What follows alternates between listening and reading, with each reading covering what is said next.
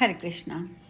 ब्राह्मण के रूप में विष्णु भगवान ने आगे कहा, मालावती, अब दूसरी बात मुझसे सुनो।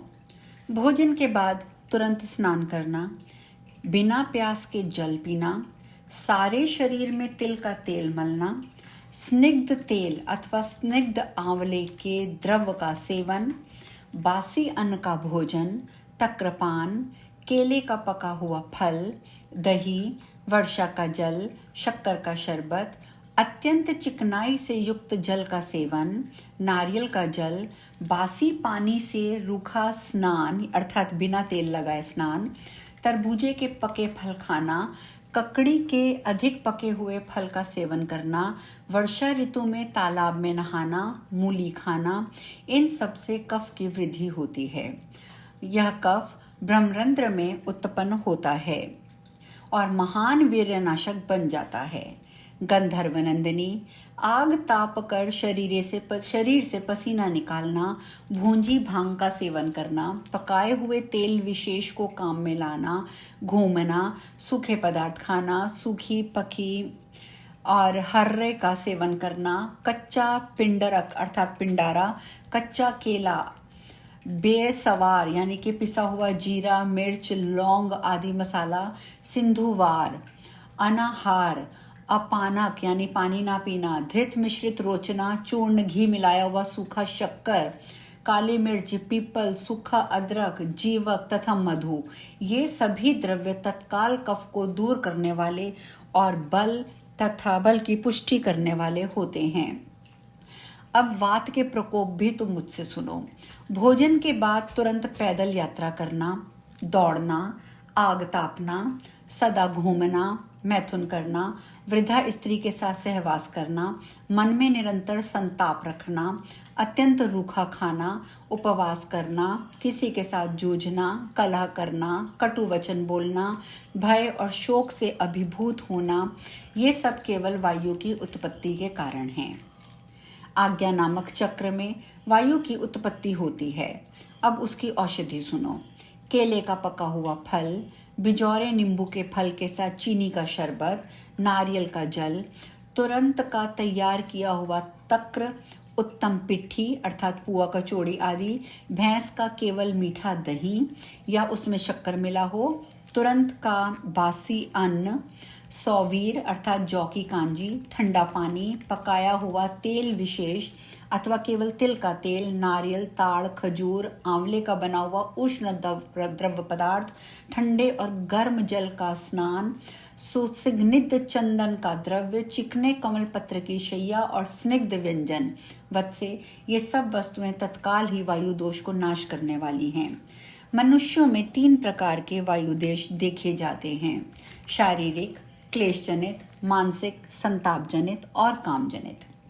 मालावती, इस प्रकार मैंने तुम्हारे समक्ष रोग समूह का वर्णन किया और उन रोगों के नाश के लिए श्रेष्ठ विद्वानों ने जो जो नाना प्रकार के तंत्र बनाए हैं उनकी भी चर्चा की। ये भी सभी तंत्र रोगों का नाश करने वाले हैं। इनमें रोग निवारण के लिए रसायन आदि परम दुर्लभ उपाय बताए गए हैं। साध्वी, विद्वानों द्वारा रचे गए इन सब तंत्रों का यथावत वर्णन कोई 1 वर्ष में भी नहीं कर सकता। शोभने, बताओ, तुम्हारे प्राण बल्लभ की मृत्यु किस रोग से हुई थी? मैं उसका उपाय करूंगा जिससे वे जीवित हो जाएंगे। सौती कहते हैं, ब्राह्मण की बात सुनकर गंधर्व कुमारी चित्ररथ पुत्री मालावती ने प्रसन्न होकर कहना आरंभ किया। मालावती बोली, विप्रप्रवर, सुनिए। सभा में लज्जित हुए मेरे प्रियतम ने ब्रह्मा जी के शाप के कारण योग बल से प्राणों का परित्याग किया है। मैंने आपके मुंह से निकले हुए अपूर्व, शुभ एवं मनोहर आख्यान को पूर्ण रूप से सुना है। इस संसार में विपत्ति के बिना कब, किसको, कहाँ आप जैसे महात्माओं का संग प्राप्त हुआ है। विद्वान, अब मुझे मेरे प्राणनाथ को जीवित कर दीजिए। मैं आप सब लोगों के चरणों में नमस्कार करके स्वामी के साथ अपने घर जाऊंगी। मालावती का वचन सुनकर ब्राह्मण रूपधारी भगवान विष्णु उसके सामने पास से उठकर शीघ्र ही देवताओं की सभा में गए। सौती कहते हैं, ब्राह्मण को आया देख देव समुदाय उठकर खड़े हो गए। फिर वहां सभा में सबकी परस्पर बातचीत हुई। ये ब्राह्मण रूपधारी साक्षात भगवान विष्णु हैं। ये बात देवताओं की भी समझ में नहीं आई। भगवान विष्णु की माया से मोहित होने के कारण वे पूर्वापर की सारी बातें भूल गए थे। शौनक जी, उस समय ब्राह्मण ने सब देवताओं को संबोधित करके मधुर वाणी में सत्य बात कही, जो प्राणियों के लिए परम कल्याणकारक थी। ब्राह्मण बोले, देवताओं, ये उपबरहण की भार्या और चित्ररथ की कन्या है। पति शोक से पीड़ित होकर इसने स्वामी के जीवन दान के लिए याचना की है। अब इस कार्य के लिए निश्चित रूप से किस उपाय का अवलंबन करना चाहिए? सब देवता मिलकर मुझे ये उपाय बताएं, जो सदा काम में लाने योग्य और समयोचित हो। मालावती श्रेष्ठ सती एवं तेजस्वनी है। वह अपना मनोरथ सफल न होने पर समस्त देवताओं को शाप देने के लिए उद्यत है। अतः आप लोगों के कल्याण के लिए मैं यहाँ आया हूँ और मैंने सती को समझा बुझाकर शांत किया है। सुना है आप लोगों ने श्वेत द्वीप में श्रीहरि की स्तुति की थी, परंतु आप लोगों के वे स्वामी भगवान विष्णु यहाँ आए कैसे नहीं? आकाशवाणी हुई थी कि तुम लोग चलो, पीछे से भगवान विष्णु भी आ जाएंगे।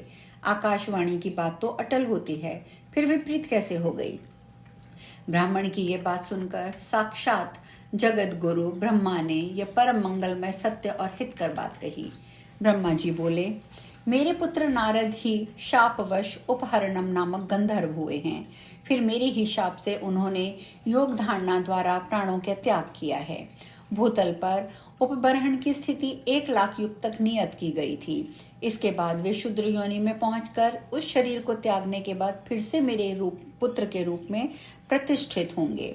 इसके बाद भूतल पर उनके रहने का जो समय नियत था, उसका कुछ भाग अभी शेष है। उसके अनुसार इस समय इनकी आयु अभी 1,000 वर्ष और बाकी है। मैं स्वयं भगवान विष्णु की कृपा से उपब्रह्मण को जीवन दान दूंगा, जिससे ये देव समुदाय को शाप का स्पर्श ना हो। यह उपाय मैं अवश्य करूंगा। ब्राह्मण, आपने जो ये कहा है कि यहाँ भगवान विष्णु क्यों नहीं आए, सो ठीक नहीं है, क्योंकि भगवान विष्णु तो सर्वत्र विद्यमान हैं। वे ही सबकी आत्मा हैं। आत्मा का पृथक शरीर कहाँ होता है? वे स्वेच्छामय परम ब्रह्म परमात्मा भक्तों पर अनुग्रह करने के लिए ही दिव्य शरीर धारण करते हैं। वे सनातन देव सर्वत्र हैं, सर्वज्ञ हैं और सबको देखते हैं। वेश धातु व्यक्तिवाचक है और लूढ़ों का अर्थ है सर्वत्र। वे सर्वात्मा श्री हरि सर्वव्यापक हैं, इसलिए विष्णु कहे गए हैं। वे सर्व आत्मा हैं। कोई अपवित्र हो या पवित्र अथवा किसी भी अवस्था में क्यों ना हो, जो कमल नयन भगवान विष्णु का स्मरण करता है, वह बाहर भीतर से पूर्णता पवित्र हो जाता है। ब्राह्मण कर्म के आरंभ, मध्य और अंत में जो श्री विष्णु का स्मरण करता है, उसका वैदिक कर्म सांगोपांग पूर्ण हो जाता है। जगत की सृष्टि करने वाला मैं विधाता, संहारकारी हर और कर्मों के साक्षी धर्म, ये सब जिनकी आज्ञा के परिपालक हैं, जिनके भय और आज्ञा से काल समस्त लोगों का संहार करता है, यम पापियों को दंड देता है, मृत्यु सबको अपने अधिकार में ले लेती है, सर्वेश्वरी सर्वाद्या और सर्वजननी प्रकृति भी जिनके सामने भयभीत रहती है, जिनकी आज्ञा का पालन करती है, वे भगवान विष्णु ही सबके आत्मा और सर्वेश्वर हैं।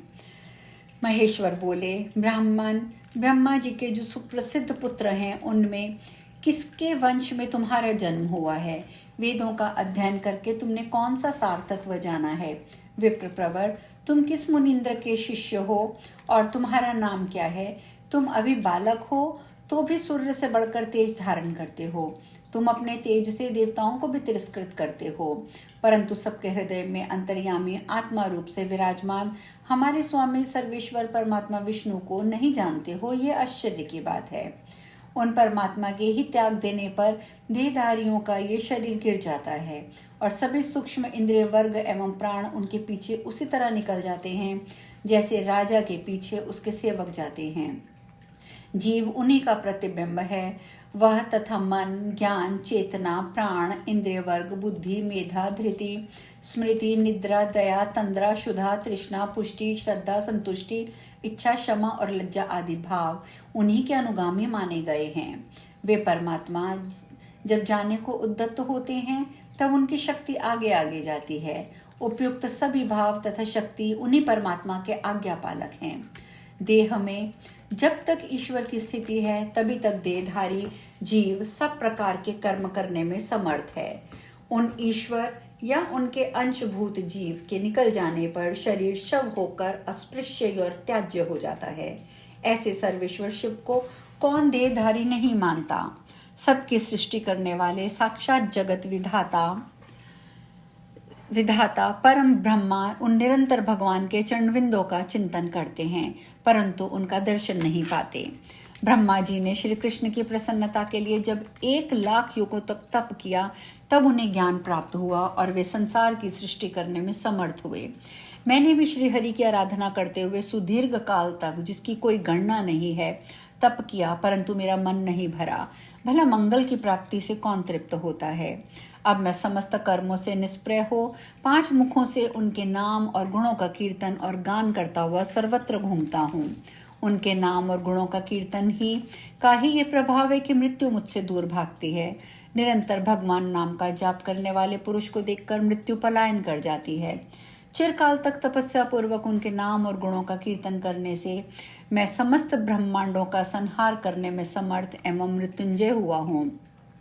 समय आने पर मैं उन्हीं श्रीहरि में लीन होता हूँ और पुनः उन्हीं से मेरा प्रादुर्भाव होता है। उन्हीं की कृपा से काल मेरा संहार नहीं कर सकता, मौत मुझे मार नहीं सकती। ब्राह्मण, जो श्री कृष्ण गोलोक धाम में निवास करते हैं वे ही वैकुंठ और श्वेत द्वीप में भी हैं। जैसे आग और उसकी चिंगारियों में कोई अंतर नहीं है, उसी प्रकार अंशी और अंश में भेद नहीं होता। 71 दिव्य युगों का एक मनवंतर होता है। प्रत्येक मनवंतर में 2 इंद्र व्यतीत होते हैं। 28वें इंद्र के गत होने पर ब्रह्मा जी का 1 दिन होता है। इसी संख्या से विशिष्ट 100 वर्ष की आयु वाले ब्रह्मा जी का जब पतन होता है, तब भगवान विष्णु के नेत्र की एक पलक गिरती है। मैं परमात्मा श्री कृष्ण की एक श्रेष्ठ कला मात्र हूँ, अतः उनकी महिमा का पार कौन पा सकता है। मैं तो कुछ भी नहीं जानता। और शानक ऐसा कह के भगवान शंकर वहां चुप हो गए। तब समस्त कर्पों के साक्षी धर्म ने अपना प्रवचन आरंभ किया। आज हम कथा में यहीं विश्राम लेंगे। शेष कल। हरे कृष्णा।